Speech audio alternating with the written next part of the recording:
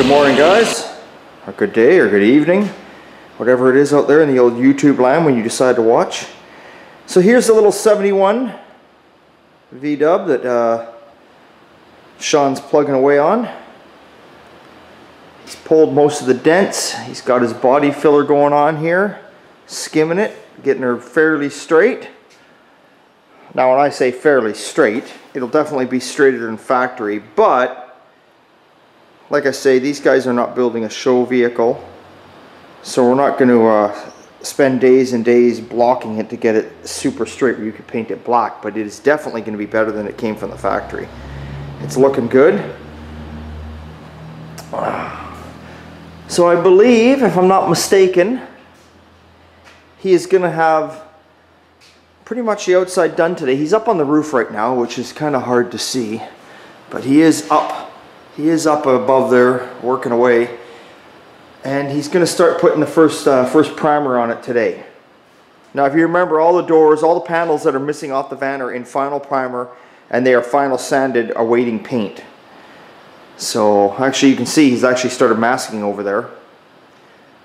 And some people might say, why are you masking it when it's just all primer inside? It came to us with this primer inside. Remember, this thing had been blasted, and then the blaster shot some primer on it so it wouldn't rust. And some people might think, why would you mask it off when you're going to primer the outside? Well, the reason is that the inside still has to be sanded and prepped for paint too. And if you're primering the outside right now and you just keep letting all the overspray go inside, it just makes more of a mess, and it just makes your job even bigger.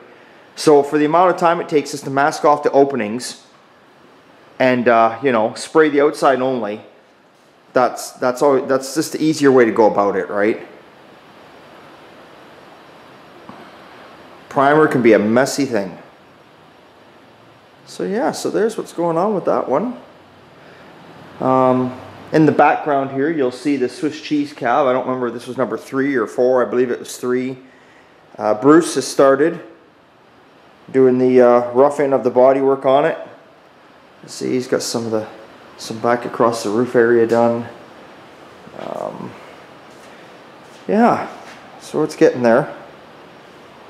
It's getting there too. He just started on that recently, so that's good. But that is what's going on. So not too much of an update for you. I mean, there's other stuff going on too, but there's this one. And they're going white and blue. And if I'm not mistaken, the bottom half is called Neptune Blue and the top is Pastel White. So it's going to be quite the cool little ride for him. Very cool. These things are sure up and coming in value. I can't believe the money that these vans are fetching. It is crazy. God, when I was growing up, my uncle had a few of these, and he used to paint them outside with a roller. That's no word of a lie. He'd go down and buy paint, and you'd paint it with a roller. They actually made that back in the day. They made a kit where guys could paint their cars with a roller. And you know what? Unless you got right up on that vehicle, you couldn't tell it was painted with a roller. Once you got up close to it, obviously it looked nice. There was no runs because you painted it with a roller. I mean, you took your time. It turned out beautiful, but it was really orange peely.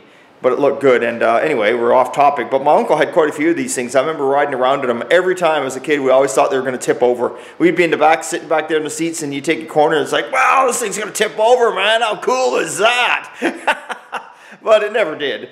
But man, he was grabbing them for like $500-600 back in the day. They're just never thought a thing of it. Now look what they're going for. God almighty, they're ridiculous prices. Even the ones in the 80s are crazy price now. It is just strange where the market takes cars. But I always say at the end of the day, a vehicle is only worth what someone's willing to pay and how bad they want it. So I don't give a shit if your car, if you've seen 50 of your cars sell all day for 100 grand, that don't necessarily mean it's worth 100 grand. It could be just a couple guys in a pissing match, right? And that's why I'm not a huge fan of the Barrett-Jackson.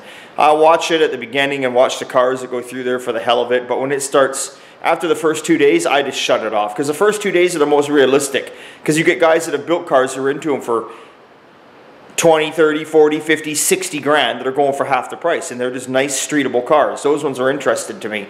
But when they start getting all these numbers matching this dude and that thing and codes, where I'm just like, oh, come on.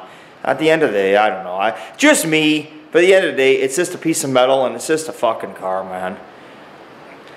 I don't know. I preach it over and over again. You buy it all day long and you leave it sit in that garage, and what the hell for? What's the enjoyment out of that? I drive the shit out of mine. Could care less. You know, I'm getting older every day and my cars are going to take a beating just like I am. I ain't saving none of my shit for no one.